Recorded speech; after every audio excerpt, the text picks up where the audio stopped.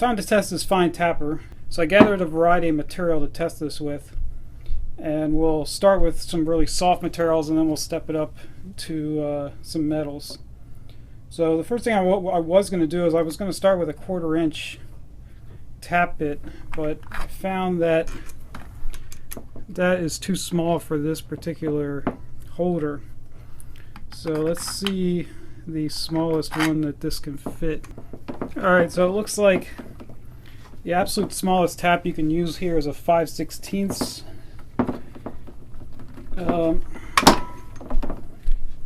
5/16 inch tap.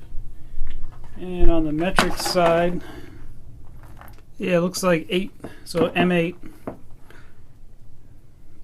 would be the smallest metric tap you can use. So definitely not for tapping real small holes here.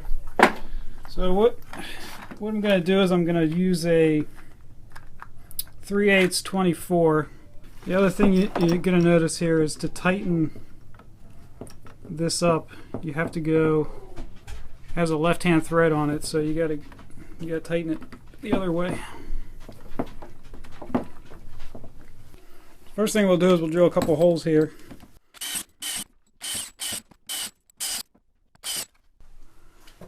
And here's a 3/8 24 bolt that we can test them with. So I've seen some people use these things, and I've seen two different techniques.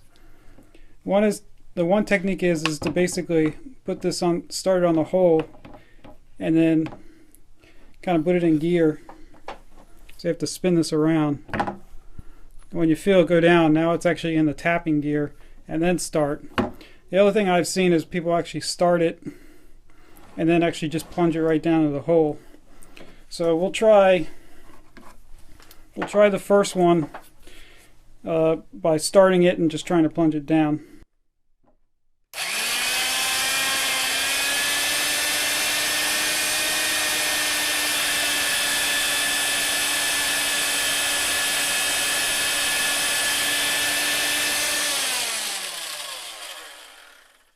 So if you noticed, if you try to go in at an angle on this, this ball joint will actually self-correct.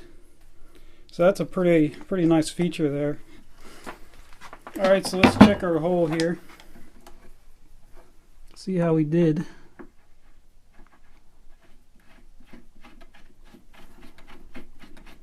So yeah, it's definitely threading.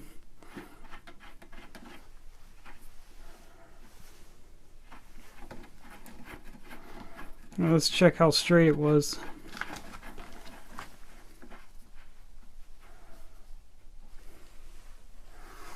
That's pretty much almost perfectly straight. So that's pretty nice there. So on the next hole, let's try the other method where we basically put it in gear. Okay, so yeah, if you see, that ball joint will actually self-correct that hole. So to get it started, we'll just turn it, and then as soon as you hear that shaft go in, now you're actually in the tapping gear. So we'll go ahead and just try tapping it.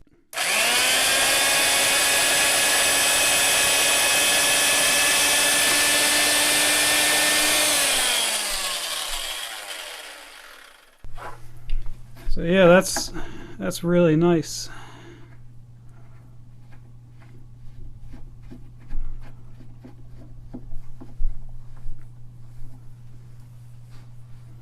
So I think you end up with a cleaner hole if you do it the second way.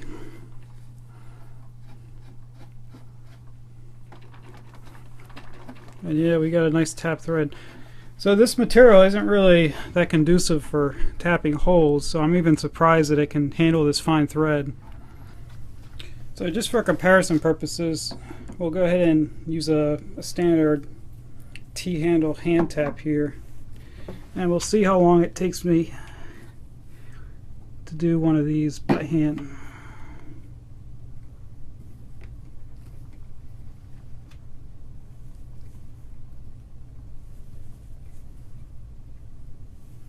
So the biggest problem with doing it by hand like this is actually getting the hole started straight. It looks like we're good to go.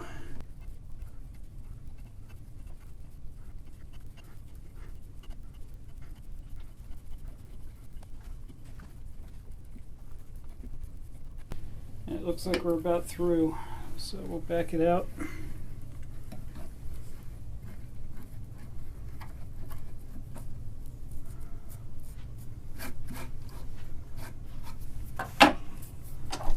Check this hole, see how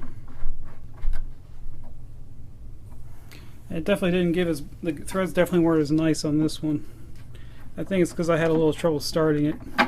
So you can see it's definitely, if time is of the essence, definitely a good tool to have. And so I'm not actually putting any pressure down when I do this. I'm just actually letting the weight of the tool handle that. So let's go ahead and try tapping the rest of these, see how fast we can get it done.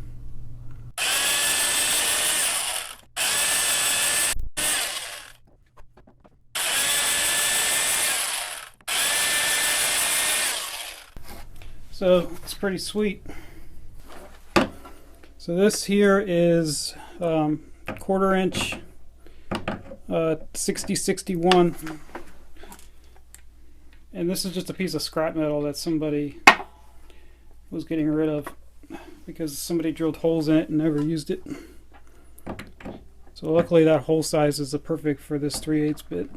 So, alright, so we'll go ahead and try tapping it.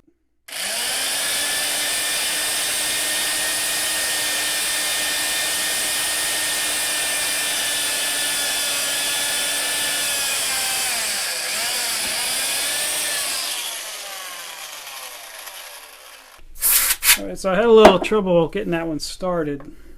I'll add a little bit more oil here.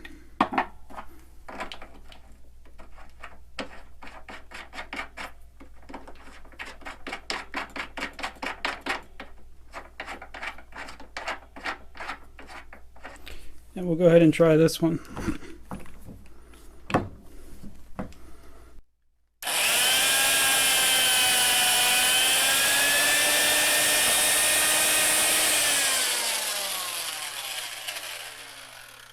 Yeah, you can hear the motor struggle a little bit on that one.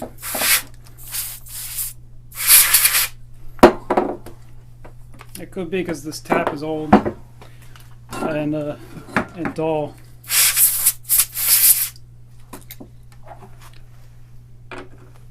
So yeah, we got a pretty good fit here. And these holes are a little bit oversized for this size tap. It was just a plate that had a hole that was close enough. I think it's just like a couple, maybe like 10 thousandths off what it should be. 10 thousandths too large. I'll give you guys an extreme close-up here. So there we go, we're locked in.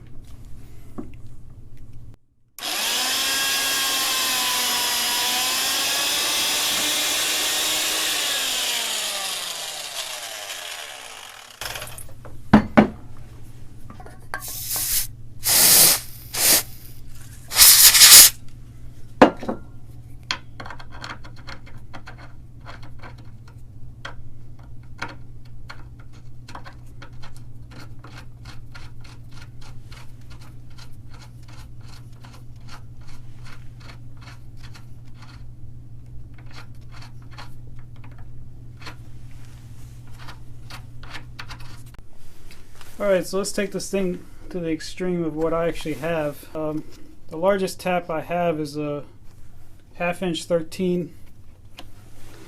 So we'll drill a hole and try to tap this. So first thing we'll do is we'll just enlarge this existing hole we tapped.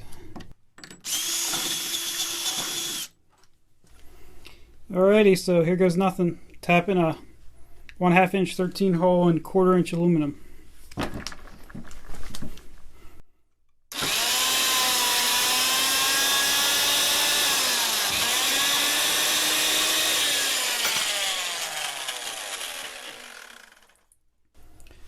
Well, that went through like it was nothing. So I guess my I need to get a new 3/8 24 tap because that thing is dull.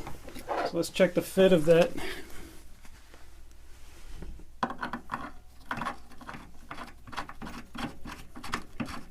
Oh yeah,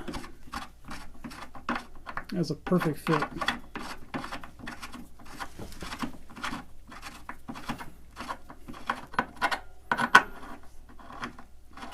Straight as an arrow too. Alright guys, well I think that's going to wrap this up for the Fein tapper. So I would definitely say if you have the need to tap very large holes, and this thing said it can do up to an M16, which is probably about a 5/8 size hole, I would definitely recommend seeing if you can pick this one up. Now Fein doesn't offer a tapper of this size anymore. I think the largest that they go up to is something like 3/8. So if you need something that can do 1/2 inch holes, this is definitely the tool to get. If you see one, I would pick it up. The only thing I really have left to do on this project is to find a case for this thing. What I have is actually one of these. These are from a company called Zero. These are aluminum EMI cases, and this actually was being, I literally pulled this out of a dumpster, and it was being thrown away because there was something, holes were misdrilled or something like that. But this box would have gone on an avionics system. So there's not many people in the world who actually knows what a ballonnet is, but I'm sure if you Google it, you can figure it out. So if any of you guys are interested in seeing that project, let me know. Usually it just involves getting some foam and cutting it out, layering it up, gluing it together, figuring out what kind of pockets we need. Well, that's going to wrap this up, and I'll see you guys next time.